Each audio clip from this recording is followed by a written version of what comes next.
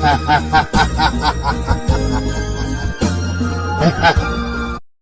गांव में गंगू नाम का एक भिखारी रहता था। गंगू बहुत ही मनहूस था और हर समय रोता ही रहता था। एक दिन एक आदमी गंगू के सामने से गुजरता है।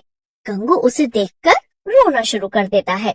हे भगवान, मैंने क्या गलती की थी जब मुझे भिखारी बनाया। कैसी मनहूस जिंदगी है, कुछ भी मनहू मैं कर ही नहीं सकता क्योंकि जेब में माल ही नहीं होता। तभी वहाँ से राहुल नाम का लड़का अपनी मोटरसाइकिल से गुजरता है। राहुल गंगू को देखकर चिढ़ जाता है और बोलता है, ये सुबह सुबह कौन सा मनहूस मिल गया। इसकी शक्ल देख लो तो पूरा दिन ही खराब हो जाता है। अरे राहुल भैया, भगवान के नाम पर कुछ दे दो, कल से कुछ आया नहीं है। कल यही बात तूने मेरे पिताजी से बोली थी और आज ठीक वही बात मुझे बोल रहा है। तुझे शर्म नहीं आती क्या? कोई काम कर ले, काम। अरे राहुल भैया, कुछ देना हो तो दो, ज्ञान मत दो। अरे भिखारी का काम ही है मांगना, इसीलिए मैं लोगों से भीख मांगता हूँ। गंगू की बात सुनकर राहुल 10 रुपए निकालता है और हंसते हुए गंगू को दे देता है।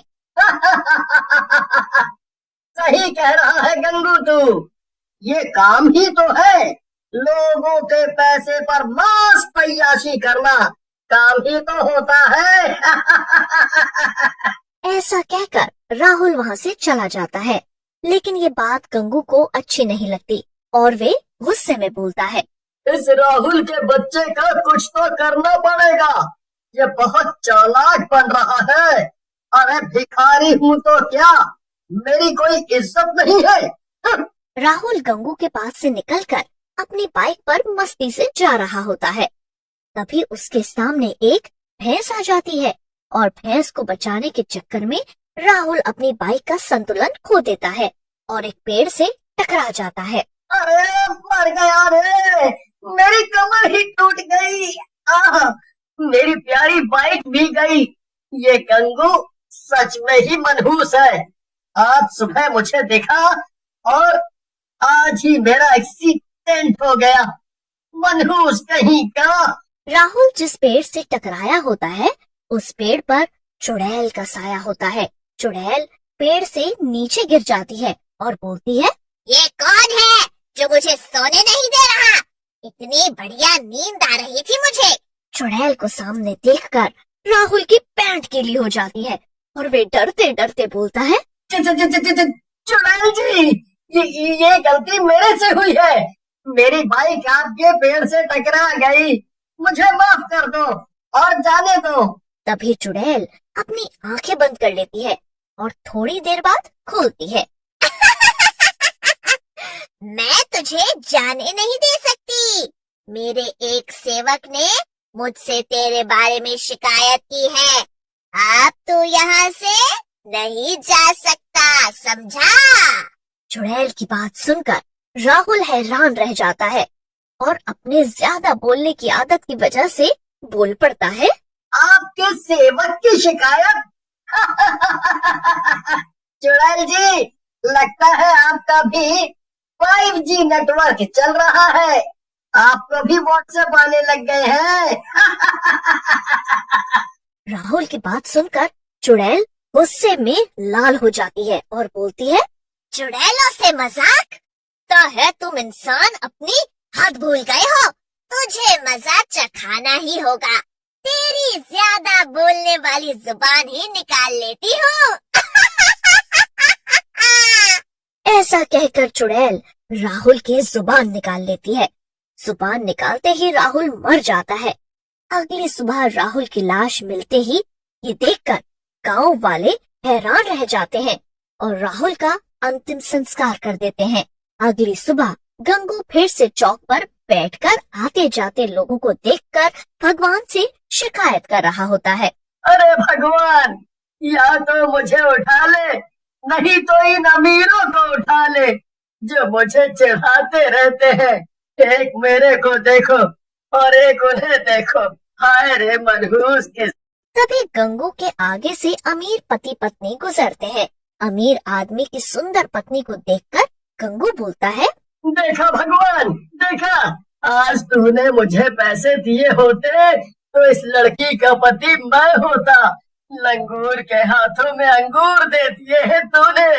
हाय रे फूटी किस्मत, कुछ तो दे दो, नहीं तो आज भी भूखा ही रहना पड़ेगा। उसका रोना सुनकर वहाँ से गुजर रहा एक गांव वाला बोलता है, अरे रो मत भिखारी भाई, मेरा टिफिन खा ले, मैं काम पर जा रहा हूँ। ले। कौन हो भाई? इस गांव में तो तुम्हें पहली बार देखा है, कहीं दूसरे गांव से आए हो क्या? सही पहचाना है आपने भाई, मैं इस गांव में नया हूँ, कुछ दिनों के लिए आया हूँ और मेरा नाम श्याम है। श्याम, वाह कितना अच्छा नाम है, आपका स्वभाव भी कितना अच्छा है, वरना इस गांव के लोग तो बिल्कुल बेकार और बदतमीज है। ऐसी कड़वी बातें मत बोलो भैया, सब लोग अच्छे होते हैं, बस समय की बात है। ऐसा कहकर श्याम वहाँ से चला जाता है। श्याम अपने ऑफिस की तरफ बढ़ा चला जा रहा होता है और लेट हो रहा होता है। अरे मर गया रे, ओहो, एक तो लेट हो रहा हूँ, ऊपर से ना जाने किसने यहाँ मटका रख दिया। एक काम करता हूँ, मटका उठाकर रोड के किनारे रख देता हूँ ताकि कोई और इससे ना टकराए। श्याम जैसे ही मटका उठाता है, उसमें से सिक्कों के छलकने की आवाज आती है। श्याम मटके के अंदर हाथ डालता है और एक सिक्का निकालता है। वे एक सोने का सिक्का होता है। श्याम सोच में पड़ा होता है कि क्या करे, मटके को कहाँ रखे। तभी वहाँ एक सुंदर सी औरत आती है और बोलती है, क्या हुआ भैया, आप परेशान दिख रहे हो, कोई दुर्घटना हो गई क्या आपके साथ? औरत की बात सुनकर श्याम उसे मटके और सिक्कों के बारे में बताता है, जिसे सुनकर औरत बोलती है, आप तो बहुत ही शरीफ आदमी लगते हो, कोई और होता तो सारे सिक्कर लेकर यहाँ से चला गया होता।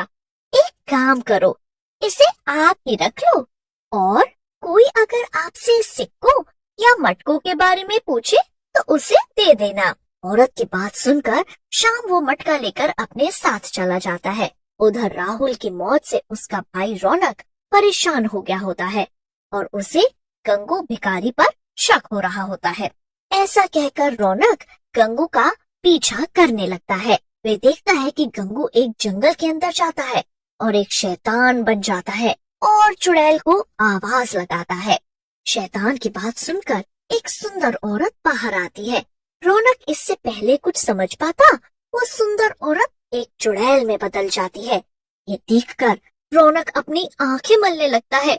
उसकी आंखें फटी की फटी रह जाती हैं। फिर रौनक छिपकर उनकी बातें सुनने लगता है।